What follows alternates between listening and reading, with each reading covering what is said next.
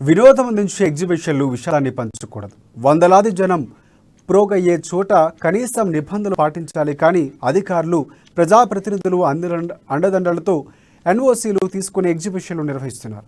ఆనుకునే ప్రమాదం అయితే జరిగితే అందుకు బాధ్యులు ఎవరనే ప్రశ్నలు తలెత్తుతున్నాయి. ఇక ఆదిలాబాద్ పట్టణంలో నిబంధనలకు పాతరేస్తూ నిర్వహిస్తున్న ఎగ్జిబిషన్లపై అమ్మా న్యూస్ స్పెషల్ ఫోకస్.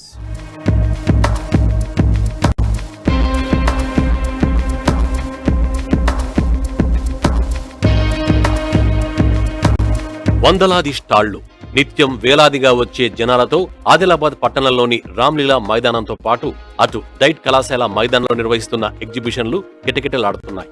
నిర్వాహకులకు కోట్లాది రూపాయలు సంపాదించి పెడుతున్నాయి. సంబంధిత శాఖల అధికారులు, స్థానిక ప్రజా ప్రతినిధులకు సైతం కాసుల వర్షం కురిపిస్తున్నాయి. కానీ ఎక్కడా కూడా కనీస నిబంధనలు పాటిస్తున్న దాఖలాలు మాత్రం కానరావడం లేదు. ప్రమాదాల నివారణకు ఎలాంటి చర్యలు తీసుకోవడం లేదు. దీంతో ఏవైనా ప్రమాదాలు సంభవిస్తే ప్రజల ప్రాణాలతో పాటు లక్షలాది రూపాయల ఆస్తికి ముప్పు వాటిల్లే అవకాశం ఉంది. ప్రతి ఏటా డిసెంబర్ మాసంలో గోపాలకృష్ణ మఠం వ్యవస్థాపకులు, మొదటి మఠాధిపతి పూర్ణానంద స్వామి పుణ్యతిథిని పురస్కరించుకొని పట్టణంలోని రామ్లీలా మైదానంలో ఎగ్జిబిషన్ నిర్వహిస్తున్నారు.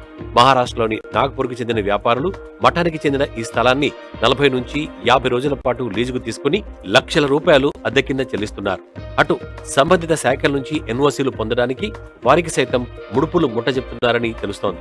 అధికారులతో పాటు స్థానిక ప్రజా ప్రతినిధులకు చేయి నడిపితేనే పర్మిషన్లు ఇస్తున్నారని, లేదంటే కొర్రీలు పెట్టి వ్యాపారాలు సాగకుండా అడ్డుపుల్ల వేస్తున్నారని బహిరంగంగానే చర్చ జరుగుతోంది. ఈ వ్యవహారంలో లక్షలాది రూపాయలు చేతులు మారుతున్నట్టుగా విమర్శలు వినిపిస్తున్నాయి.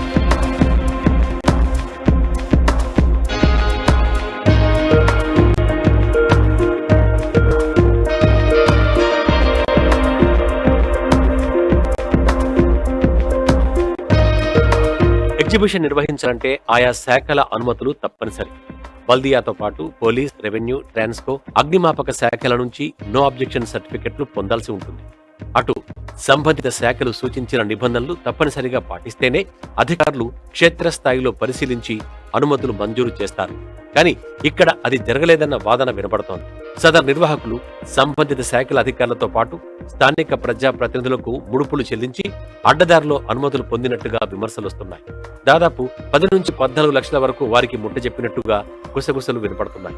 ఈ ఏడాది రామ్లీలా మైదానంలో నిర్వహిస్తున్న ఎగ్జిబిషన్ కు సంబంధించి 45 రోజులకు గాను మఠానికి లీజ్ కింద రోజుకు 1,00,000 చొప్పున అక్షరాల 45 లక్షల రూపాయలు చెల్లిస్తున్నట్టుగా సమాచారం అందుతోంది. అటు విద్యాశాఖ అధీనంలోని డైట్ కళాశాల మైదానంలో కొనసాగుతున్న ఎగ్జిబిషన్ కు రోజుకు 5,000 చొప్పున 45 రోజులకు గాను 2,25,000 సదరు వ్యాపారి చెల్లించినట్టుగా తెలుస్తోంది.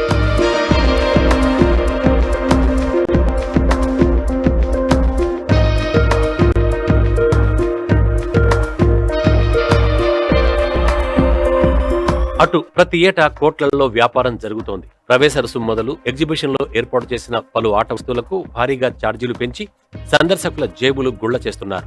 ప్రవేశ రుసుం 30 రూపాయలు ఉండగా రోజుకు సుమారు 1000 మంది లెక్కన 30,000 వరకు వసూలవుతున్నాయి. పార్కింగ్ కు 2 వీలర్ కు 10, 4 వీలర్ కు 30 రూపాయల చొప్పున ఛార్జీ చేస్తున్నారు.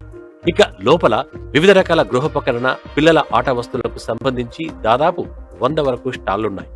ఒక్కో స్టాల్ కు 20,000 చొప్పున అద్దె వసూలు చేస్తున్నారు.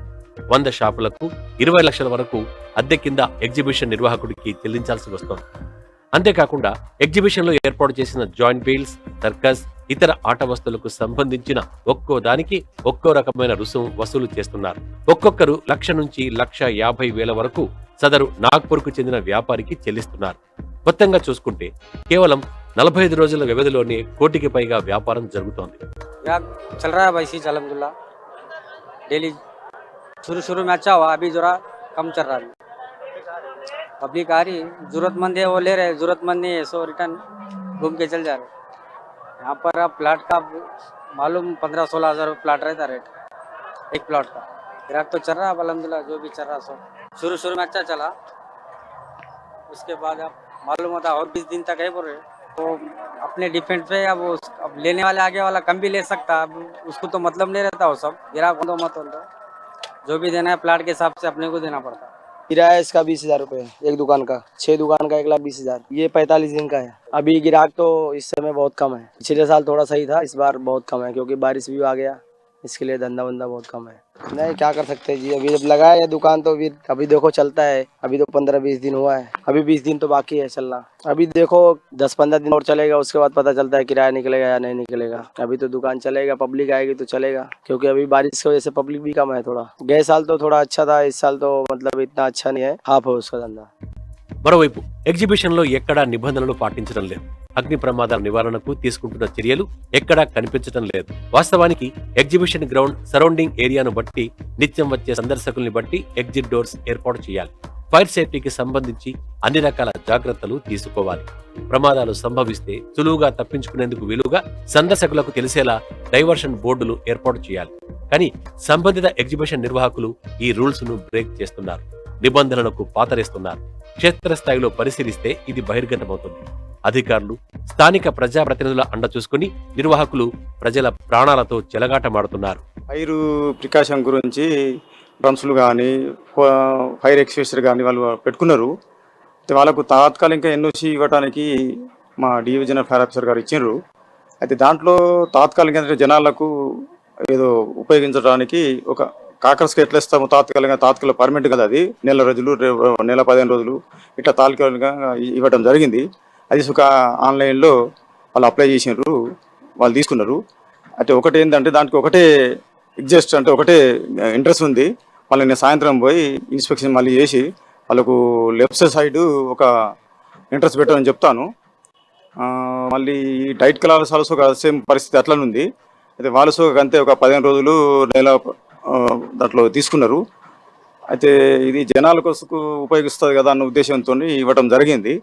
డైట్ కళాశాలలో ఏముంది అంటే వాళ్ళ స్కూల్ వాళ్ళ సుఖ పర్మిషన్ ఇవ్వటం వల్ల డిఓ గారు దానికి మేము సుఖ పర్మిషన్ ఇవ్వటం జరిగింది. అంటే జనాలకు ఉపయోగిస్తారు. ప్రతి సంవత్సరము ఇక్కడ ఆదిలాబాద్ జాతర సుఖ ఉంటుంది అన్న ఉద్దేశంతో ప్రతి సంవత్సరం వీళ్ళు ఇదే డిసెంబర్, జనవరి మాసంలో వస్తారు.